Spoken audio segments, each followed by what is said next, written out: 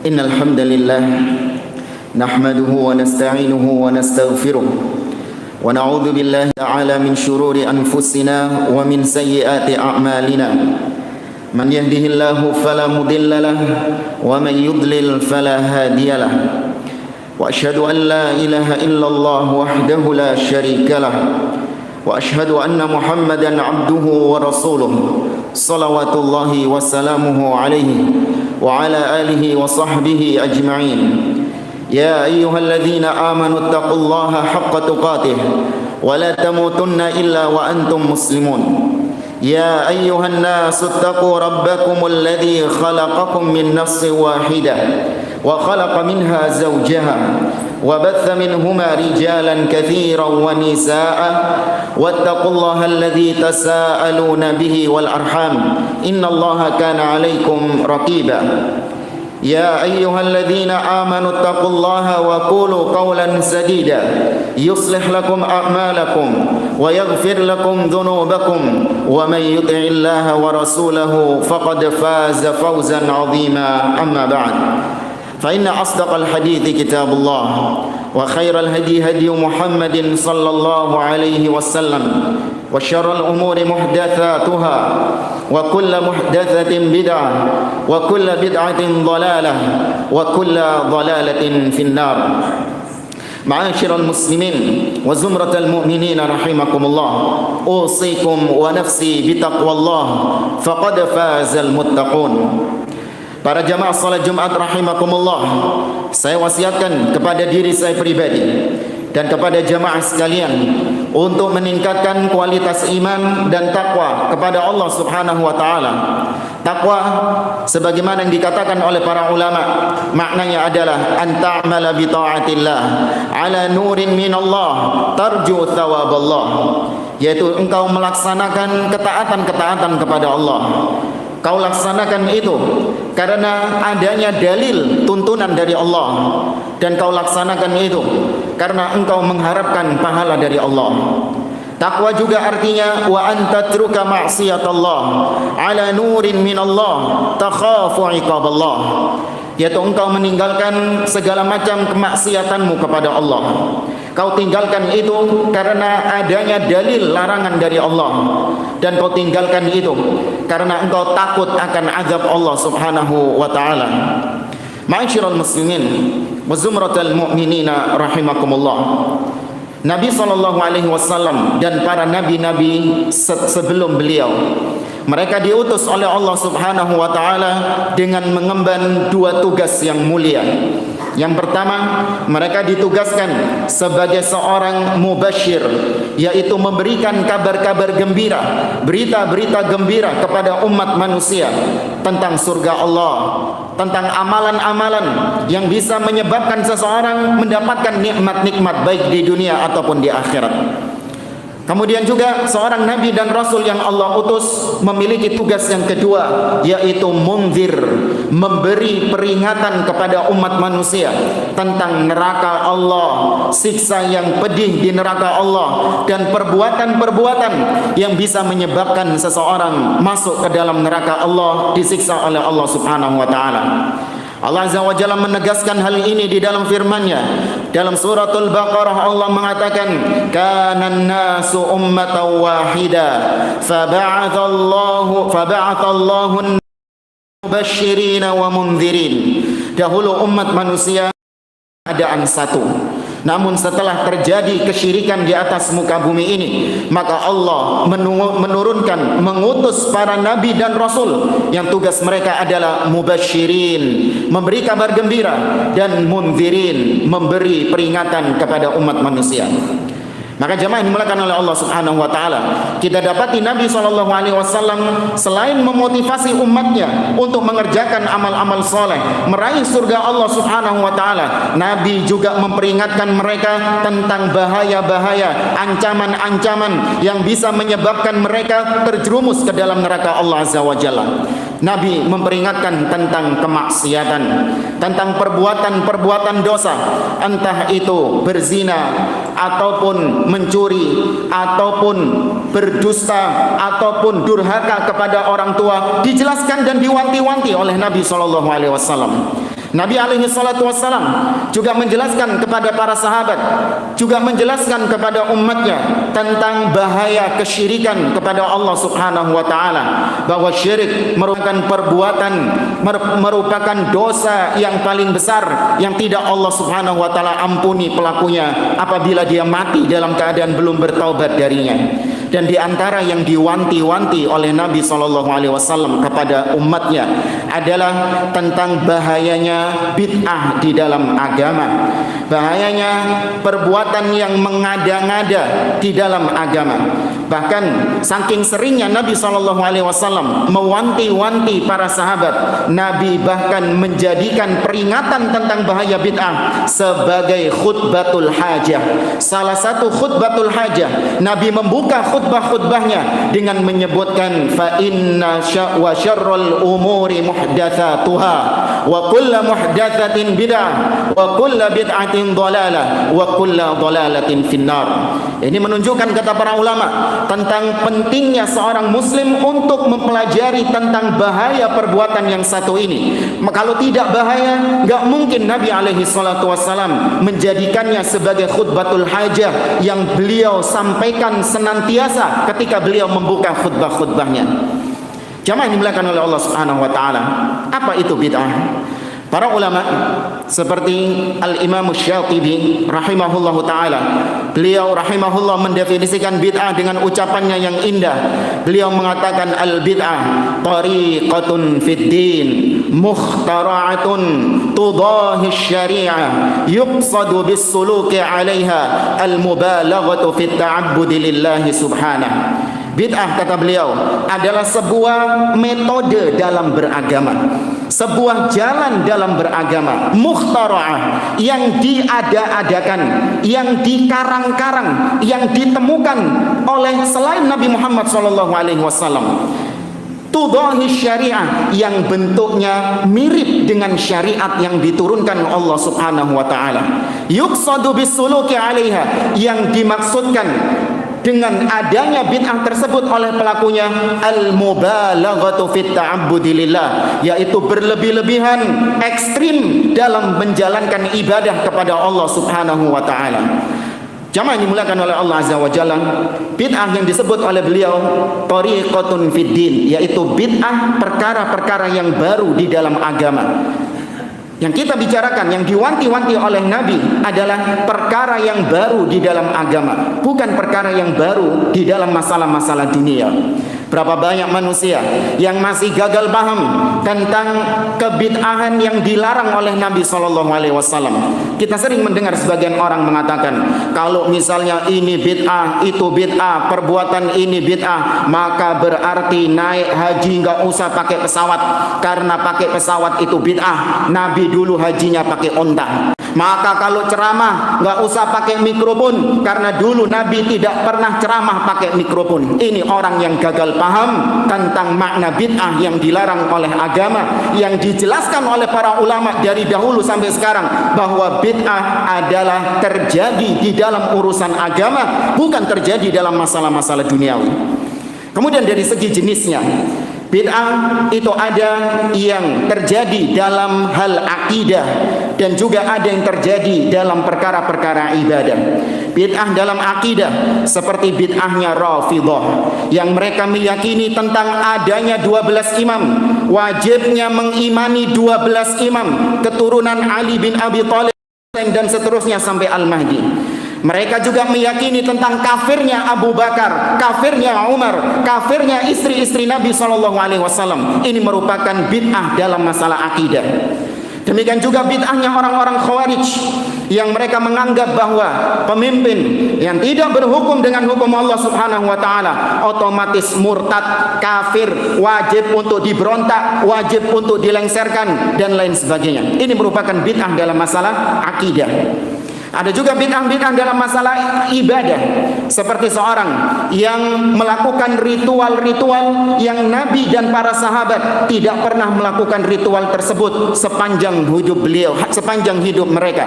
Menambah-nambah zikir, mengarang-arang salawat dan lain sebagainya dari bid'ah-bid'ah dalam urusan ibadah. Kemudian apabila ditinjau dari bobot dosanya, maka bid'ah juga terbagi menjadi dua. Ada yang mukaffirah dan ada yang ghairu mukaffirah. Ada bid'ah yang bisa menyebabkan pelakunya keluar dari Islam, seperti bid'ahnya orang-orang Jahmiyah, bid'ahnya orang-orang Rafidah.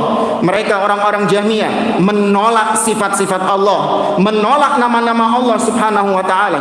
Bid'ahnya orang-orang Rafidah sebagaimana yang tadi kita katakan, mengkafirkan para sahabat Nabi sallallahu alaihi wasallam. Ini bid'ah yang mukaffirah, yang bisa menyebabkan pelakunya murtad keluar dari Islam. Namun ada dan tidak sedikit bid'ah-bid'ah yang ghairu mukaffirah, bid'ah yang tidak sampai mengeluarkan pelakunya dari agama Islam, namun tetap itu perbuatan yang dilarang oleh Allah Subhanahu wa taala dan Rasulnya sallallahu alaihi wasallam. Jamaah salat Jumat yang dimuliakan oleh Allah, kalau kita berbicara tentang bahaya bid'ah, maka disebutkan oleh para ulama ada beberapa bahaya-bahaya atau keburukan-keburukan bid'ah yang ditegaskan oleh Allah dan Rasulnya dalam agama ini. Yang pertama, bahwasanya bid'ah itu merupakan amalan yang pasti harus diyakini tertolak, tidak akan diterima oleh Allah Subhanahu wa taala. Sebagus apapun, sebanyak apapun, seindah apapun yang dikerjakan orang tersebut, namun kalau tidak di atas tuntunan Nabi Muhammad SAW, jangan harap Allah Azza wa Jalla menerima amal ibadah tersebut.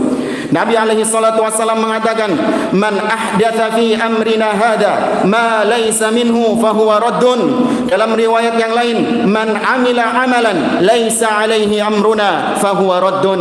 Barang siapa yang mengada-ngadakan sesuatu dalam perkara kami, kata Imam Ibnu Hajar Al-Asqalani, fi amrina ay fi dinina, dalam agama kami. Lihat, para ulama membatasi bid'ah hanya dalam urusan agama, bukan dalam urusan-urusan dunia.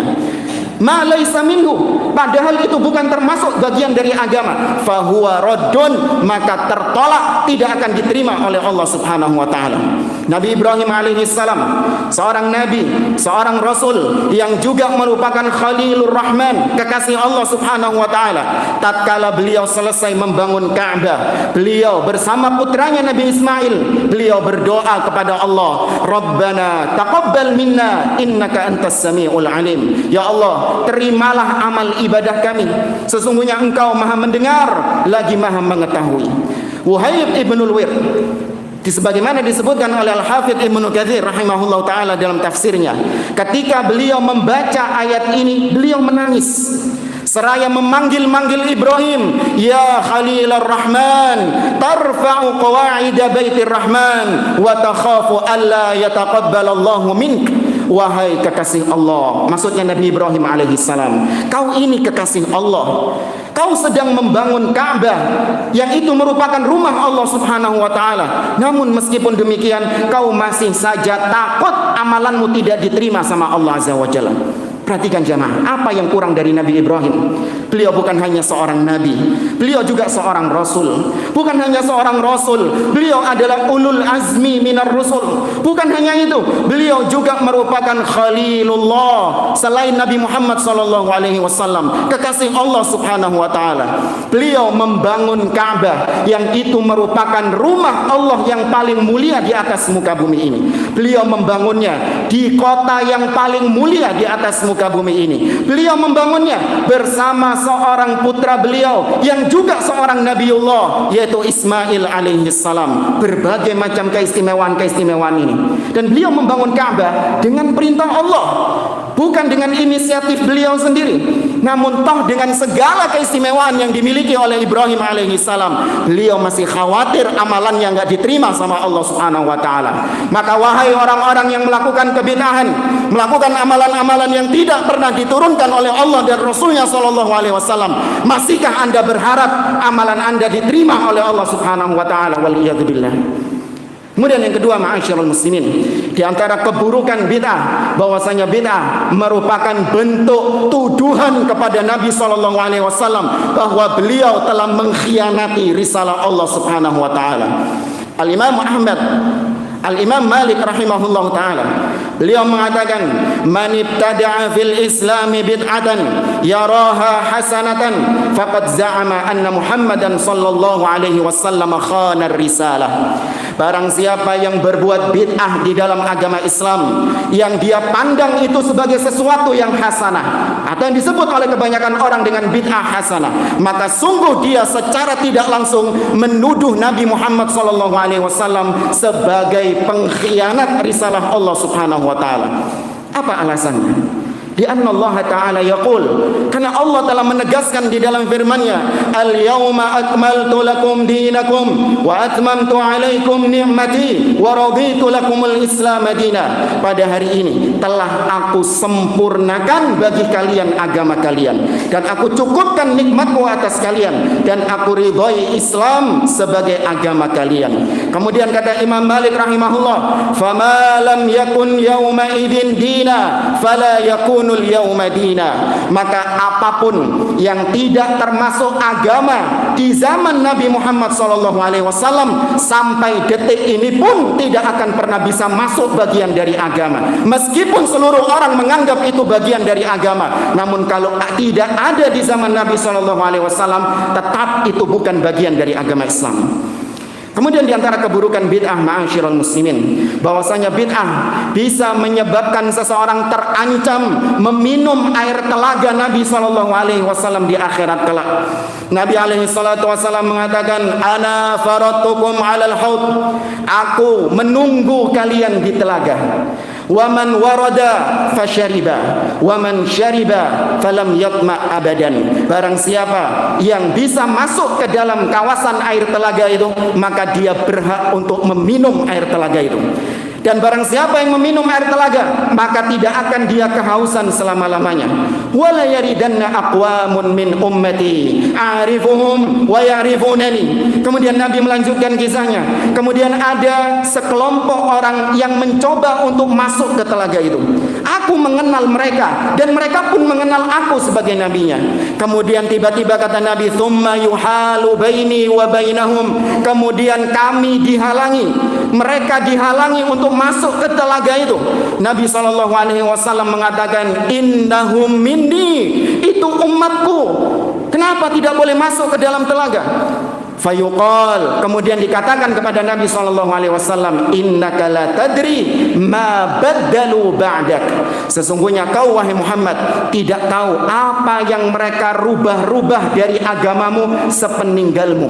Mereka tidak kalau kau tidak tahu apa yang mereka adakan dari agamamu sepeninggalmu wahai Rasulullah. Kemudian Nabi mengatakan, fa'aqulu suhqan suhqan liman baddala ba'di. Maka menyingkirlah, menjauhlah bagi orang-orang yang merubah-rubah agamaku sepeninggalku. Kemudian jamaah dimuliakan oleh Allah Subhanahu wa taala, di antara buruknya bid'ah, bahwasanya bid'ah bisa menyebabkan umat Islam menjadi terpecah belah. Dan sebaliknya, sunnah bisa menyebabkan umat Islam menjadi bersatu kembali. Tidaklah yang menyebabkan umat Islam sebagaimana yang kita lihat sekarang terpecah belah dengan berbagai macam firqah-firqah di dalamnya. Penyebabnya adalah karena timbulnya bid'ah-bid'ah tersebut di dalam agama. Munculnya pemikiran-pemikiran, munculnya metode-metode yang bid'ah dalam memahami agama.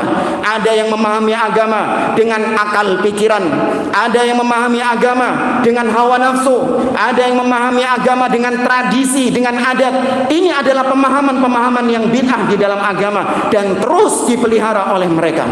Allah Subhanahu wa taala mengatakan di dalam firman-Nya dalam suratul An'am, kata Allah Azza wa Jalla, wa anna hadza sirati mustaqiman fattabi'uhu wa la tattabi'us subul fatafarraqa bikum an sabilih. Kata Allah Azza wa Jalla, inilah jalanku yang lurus, ikuti jalan ini. Allah menyebutkan jalan kebenaran hanya satu saja. Kemudian Allah mewanti-wanti, jangan kalian mengikuti jalan-jalan yang lain. Kata para ulama ahli tafsir sebagaimana Mujahid, Ikrimah, kemudian Ibnu Abbas radhiyallahu taala anhu, beliau mengatakan yang dimaksud dengan jalan-jalan yang lain adalah al-bid'ah wasyubuhat, bid'ah-bid'ah dan syubhat-syubhat. Maka Allah mengatakan jangan kalian mengikuti bid'ah-bid'ah dan syubhat-syubhat. Apa ancamannya? Fatafarraqa bikum an sabilih. Kalian justru akan terpecah belah dari jalan Allah Subhanahu wa taala. Namun keadaannya sekarang terbalik. Ketika ada seseorang yang lantang menyeru manusia, menyeru kaum muslimin untuk kembali kepada sunnah dan mentahdzir mereka, memperingatkan mereka dari bahaya bid'ah, dituduh sebagai pemecah belah umat, dituduh sedang memecah belah umat. Sebaliknya, mereka yang diam terhadap kebid'ahan, mentolerir bid'ah-bid'ah yang ada, bahkan ikut dalam kebid'ahan-kebid'ahan tersebut, mendukung kebid'ahan-kebid'ahan tersebut, dianggap sebagai orang yang menyatukan umat, yang menyejukkan umat, dan julukan-julukan lain sebagainya. Wal iyadzubillah. Maka jamaah yang dimuliakan oleh Allah Subhanahu wa taala, ini hanya sebagian dari keburukan-keburukan bid'ah yang begitu banyak. Cukup bagi kita untuk waspada, untuk jangan merasa aman diri kita selamat dari kebid'ahan.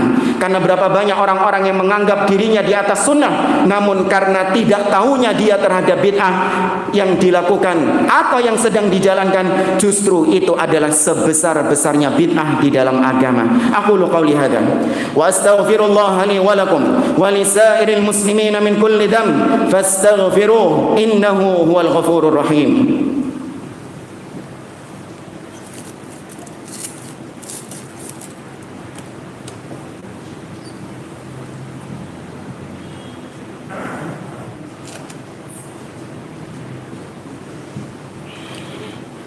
Alhamdulillahi rabbil alamin.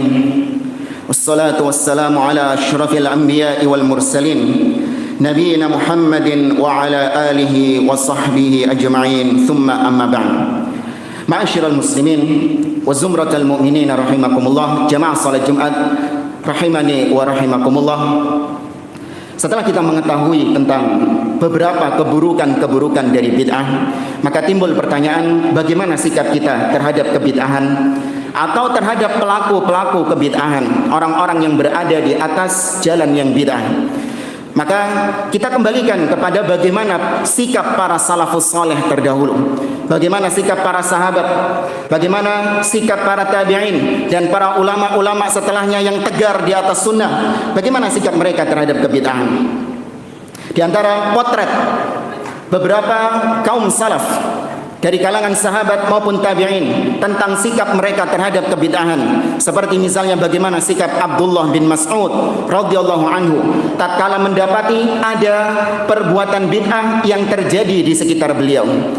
Diriwayatkan bahwa ada sekelompok orang yang sedang melakukan zikir berjamaah dengan menggunakan kerikil-kerikil, seraya dipandu dengan seorang komando, dipandu dengan seorang pimpinan yang mengatakan kepada jamaahnya, sabbihu mi'ah, bertasbihlah kalian 100 kali. Maka jamaahnya ikut semua bertasbih 100 kali dengan menghitungnya dengan kerikil itu. Kabbiru mi'ah, bertakbirlah 100 kali. Hamidu mi'ah, bertahmidlah 100 kali. Ketika mendengar kabar ini, Abdullah bin Mas'ud radhiyallahu taala anhu yang merupakan sahabat Nabi sallallahu alaihi wasallam langsung mendatangi halaqah zikir berjamaah tersebut. Seraya Abdullah bin Mas'ud mengatakan, "Waihakum ya ummat Muhammad, celaka kalian wahai umat Muhammad, ma asra'a halakatakum, alangkah cepatnya kalian menyimpang, alangkah cepatnya kalian binasa. Haula'i sahabatu nabiyikum sallallahu alaihi wasallam mutawafirun." Para sahabat-sahabat Nabi kalian masih ada di tengah-tengah kalian, masih hidup para sahabat Nabi sallallahu alaihi wasallam. Wa hadhihi thiyabuhu lam tubla, pakaian-pakaian peninggalan Nabi sallallahu alaihi wasallam juga masih belum usang. Wa aniyatuhu lam tuksar, bejana-bejana Nabi juga masih belum rusak. Artinya Nabi masih baru kemarin meninggalkan kalian. Kok cepet banget kalian menyimpang dari jalan beliau sallallahu alaihi wasallam? Kemudian Abdullah bin Mas'ud menegaskan kepada mereka, walladzi nafsi biyadih, demi Allah yang jiwaku berada di tangannya, innakum la'ala millatin hiya ahda min millati Muhammad au muftatihu babi dhalalah. Kalian cuma punya dua pilihan. Kalian melakukan ini, apakah kalian merasa bahwa kalian berada di atas petunjuk yang lebih baik daripada petunjuk yang dibawa oleh Muhammad sallallahu alaihi wasallam? Atau pilihan kedua, kalian memang sengaja membuka pintu-pintu kesesatan? Tidak ada pilihan yang ketiga. Maka mereka mengatakan, ya Aba Abdurrahman, ma aradna illal khair. Wahai Abdullah bin Mas'ud, niat kami baik, tujuan kami baik. Apa kata Abdullah bin Mas'ud? Wa kam min muridin lil khair fala yusibah. Berapa banyak orang-orang yang menginginkan kebaikan namun mereka tidak bisa mendapatkan kebaikan tersebut karena caranya yang salah. Kemudian jamaah, yang dilihat, yang diperingatkan oleh Abdullah bin Mas'ud radhiyallahu taala anhu, yang mereka melakukan halaqah dengan zikir berjamaah, kita mungkin menganggapnya itu adalah bid'ah kecil. Kenapa kok Abdullah bin Mas'ud begitu keras mengingkari mereka? Kenapa Abdullah bin Mas'ud begitu tegas mengingkari mereka? Kan bid'ah kecil. Tidakkah kita tahu bahwa bid'ah yang kecil apabila dibiarkan lama-kelamaan akan menjadi besar? Dan itu terjadi oleh orang-orang yang diperingatkan Abdullah bin Mas'ud itu.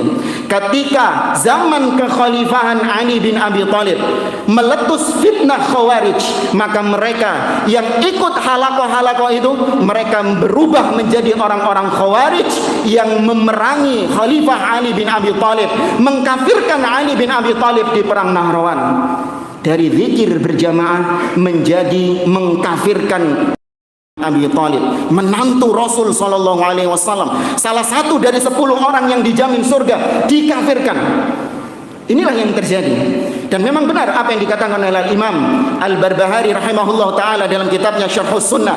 Beliau mengatakan, wahdhar sigharal muhdathat fa inna sigharal bid'ah ta'udu hatta tasira kibara. Hati-hati kalian dengan bid'ah yang kecil, karena bid'ah yang kecil apabila dibiarkan akan menjadi bid'ah yang besar, sampai ujungnya kata beliau, hatta yakuna dinun yudanu bihi, sampai nanti lama-kelamaan bid'ah ini akan menjadi sebuah agama tersendiri yang tidak bisa seseorang keluar dari agama tersebut, fa kharaja minal Islam, dan dia pun keluar dari Islam. Abdullah bin Abbas radhiyallahu ta'ala anhuma, beliau dengan lantang mengatakan kepada murid-muridnya, kepada kaum muslimin juga, la tujalisu ahlal bidah, jangan kalian duduk mendengarkan ahlul bidah, fa inna mujalasatahum mumridatun lil qulub, karena duduk dengan ahlul bidah, bermajlis dengan ahlul bidah bisa menyebabkan hati kalian berpenyakit. Muhammad bin Sirin rahimahullah, seorang ulama dari kalangan tabi'in, beliau pernah didatangi dua orang yang merupakan pentolan ahlul bidah. Dua orang ini mengatakan kepada Muhammad bin Sirin, kata dua orang ini, ya Imam Muhammad ibn Sirin, uhaddithuka bihadithin min Rasulillah sallallahu alaihi wasallam, bolehkah aku menyampaikan hadis dari Nabi sallallahu alaihi wasallam? Muhammad bin Sirin mengatakan, la, tidak. Au naqra'a ayatan min kitabillah, atau izinkan kami membaca beberapa ayat dari kitabullah. Imam Muhammad bin Sirin mengatakan, la taqumanna anni au la aqumanna ankum. Pilihannya cuma dua, kalian menyingkir dariku sekarang atau aku yang akan menyingkir dari kalian sekarang. Maka mereka pun pergi. Kemudian gak lama ditanya oleh murid-muridnya, kenapa kau menolak mereka membacakan hadis Nabi? Kan cuma hadis Nabi. Kenapa kau menolak mereka padahal mereka cuma ingin membacakan ayat Al-Quran? Lihat jawaban seorang ulama yang benar-benar takut wara' terkena syubhatnya ahlul bidah.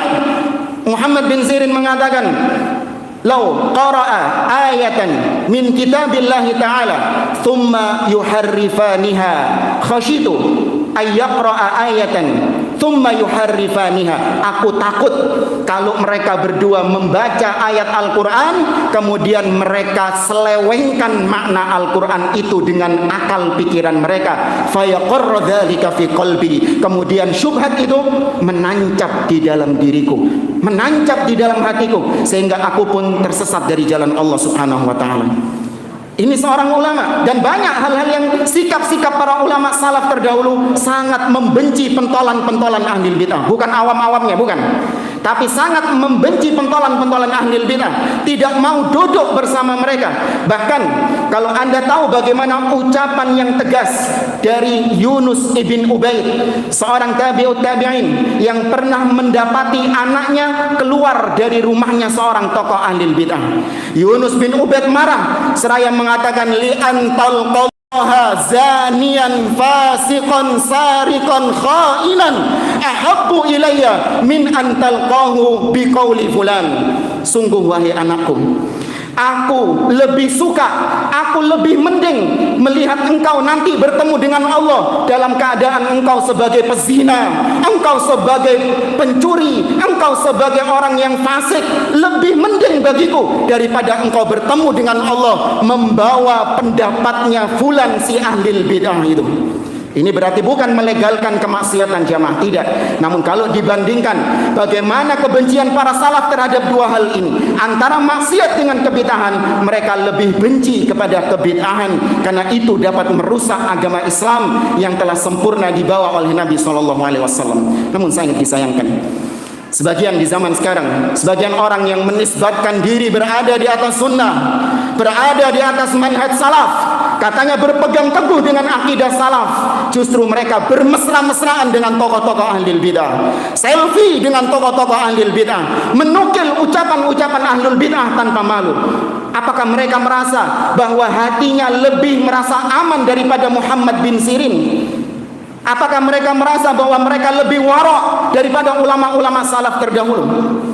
Maka seorang yang mengaku berada di atas manhaj yang benar harus dia berpegang dengan usul yang satu ini, yaitu tarku mujalasati ahlil bidah, meninggalkan duduk bermajlis mengambil ilmu atau mengambil faedah-faedah dari ahlil bidah, karena itu bisa menyebabkan hati kita berpenyakit, berpindah dari sunnah menuju bid'ah. Semoga Allah Subhanahu wa taala meneguhkan kita di atas sunnah dan menjauhkan kita dari berbagai macam syubhat yang bisa menyimpangkan kita dari jalan Nabi dan jalannya para sahabat-sahabat. Dan semoga Allah Subhanahu wa taala mewafatkan kita di atas manhaj yang hak ini. Innallaha wa malaikatahu yusholluna 'alan nabi ya ayyuhalladzina amanu shallu 'alaihi wa sallimu taslima. Allahumma shalli 'ala Muhammad wa 'ala ali Muhammad kama shallaita 'ala Ibrahim wa 'ala ali Ibrahim wa barik 'ala Muhammad wa 'ala ali Muhammad kama barakta 'ala Ibrahim wa ali Ibrahim innaka Hamidum Majid. Allahumma ighfir lil mu'minina wal mu'minat wal muslimina wal muslimat al ahya'i minhum wal amwat innaka sami'un qaribun mujibud da'wat. Allahumma anta rabbuna la ilaha illa anta khalaqtana wa nahnu 'ibaduk wa nahnu 'ala 'ahdika wa wa'dika mastata'na na'udzu bika min syarri ma sana'na nabu'u laka bi ni'matika 'alaina wa nabu'u laka bi dhunubina faghfir lana fa innahu la yaghfiru dhunuba illa ant. Allahumma taqabbal minna innaka antas samiul 'alim wa tub 'alaina innaka antat tawwabur rahim. Rabbana atina fid dunya hasanah wa fil akhirati hasanah wa qina 'adzaban nar. Wa sallallahu ala nabiyyina Muhammad wa ala alihi wa sahbihi ajma'in. Walhamdulillahi rabbil alamin. Wa qumu li salatikum yarhamukumullah.